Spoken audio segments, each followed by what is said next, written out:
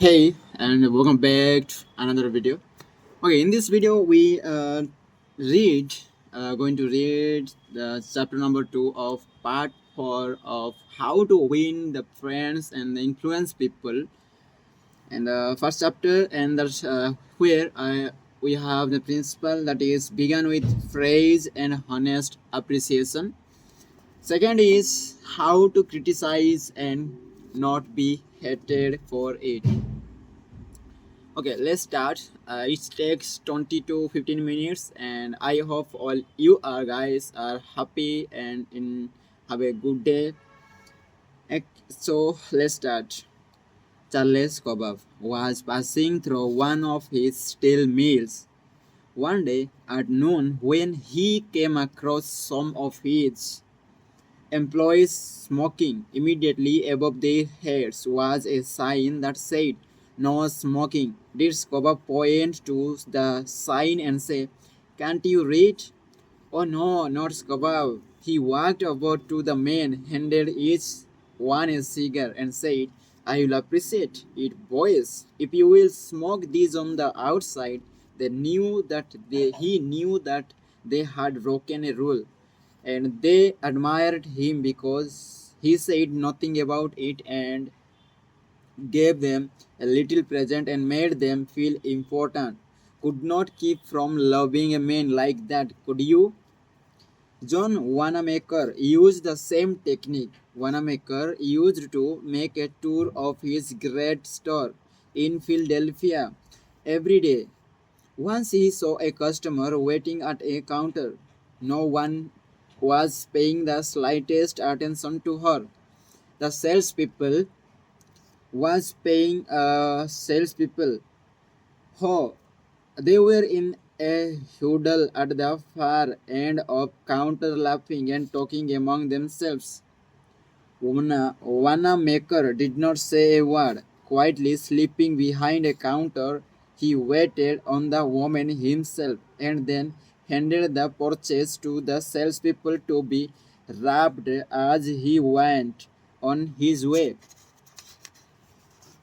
Public officials are often criticized for not being accessible their constituents.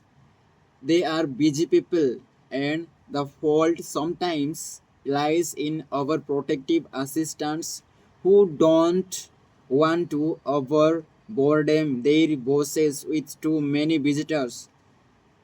Carl Langford, who has been mayor of Orlando, Florida, the home of Disney World for many years, frequently admonished his staff to allow people to see him.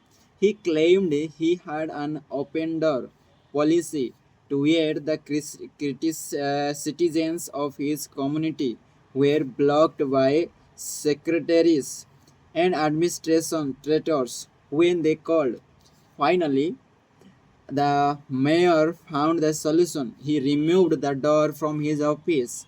His aides got the message, and the mayor had a truly open administration since the day his door was symbolically thrown away. Simply changing one three-letter word can often spell the difference between the failure and success in changing people without giving offense or arousing resentment. Many people began their criticism with entire or sincere phrase followed by the word but and ending with a critical statements. For example, in trying to change a child's careless attitude towards studies, we might say, "We are really proud of you, Janine, for rising your grades this term. But if you had worked harder on your algebra, the results would have been better." In this case, Johnny might feel encouraged until he heard the word, but he might then question the sincerity of the original critical inference of failure. Credibility would be strained, and we probably would not achieve our objectives of changing Johnny's attitude toward his studies. This could be easily overcome by changing the word, but to end. We are really proud of you, Johnny, for rising your grades this term and by continuing the same conscientious efforts next term. Your algebra grade can be up with all the others. Now, Johnny would accept the praise because there was no follow of an inference of failure.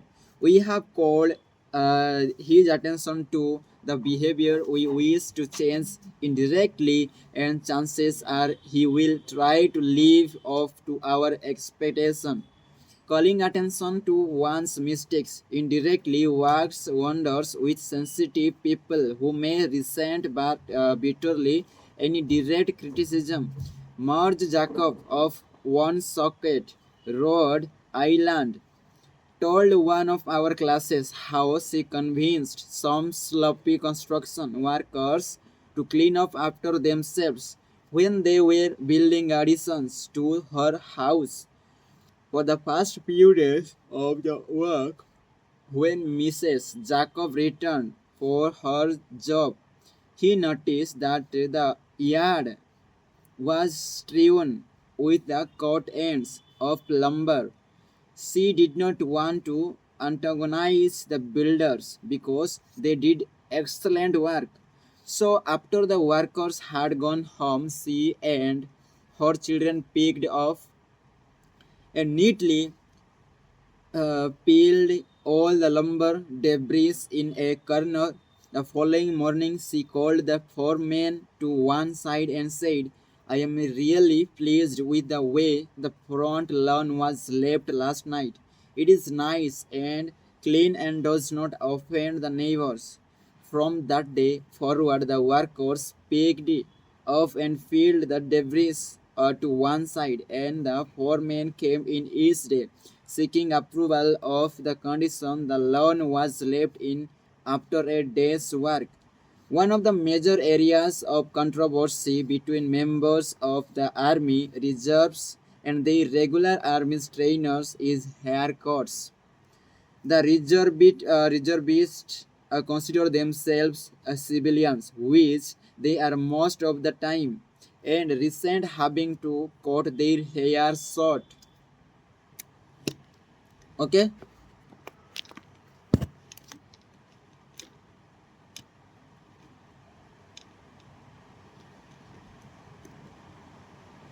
and from that day forward, the workers picked off and filled the debris to one side, and the foreman came in each day seeking approval of the condition the lawn was left in after a day's work. One of the major areas of controversy between members of the Army reserves and the regular Army trainers is haircut. The reservists consider themselves the civilians, which they are most of the time. The recent having to cut their hair short.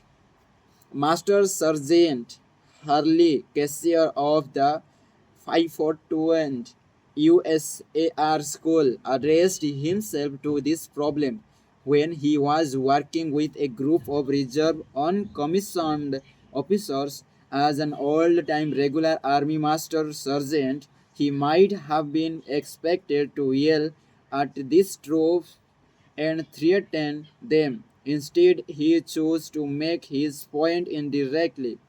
Gentlemen, he started, you are leaders. You will be most effective when you lead by example.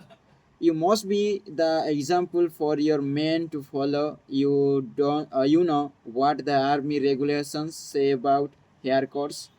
I am going to get haircut today, although it is still much shorter than some of yours. You look at yourself in the mirror, and if you feel you need a haircut to be a good example, we all arrange time for you to visit the first barber shop. The result was predictable. Several of the candidates did look in the mirror and went to the barber shop that afternoon and received regulation haircuts. Sergeant Kaiser commented the next morning that he already could see the development of leadership qualities in some of the members of the squad. On March 8, 1887, the eloquent Henry Ward Beecher died. The following Sunday, Lim Abbott was invited to speak in the pulpit left silent by Beecher's passing. Eager to do his best, rewrote and polished his sermon with the meticulous care of a fable Flaubert. Then he read it to his wife. It was poor, as most written speeches are. She might have said, if she had had less judgment, Liman, that is terrible, that will never do. You will put people to sleep. It reads like an encyclopedia. You ought to know better than that after all the years you have been preaching. For heaven's sake, why don't you talk like a human being? Why don't you act natural? You will disgrace yourself if you ever read that stuff. That's what she might have said. And if she had to, the what would have happened. And she knew too, so she merely remarked that it would make an excellent article for the North American Review. In other words, she praised it and at the same time softly suggested that it would not do as a speech. Liman Abbott saw the point too of his carefully prepared manuscript and preached without even using notes. An effective way effective way to correct others mistake is okay. Okay, this is all about the chapter number second of the part 4 of the how to win the friends and influence people. Okay, this is the principle to we have uh, get from this chapter, that is call attention to people's mistakes indirectly,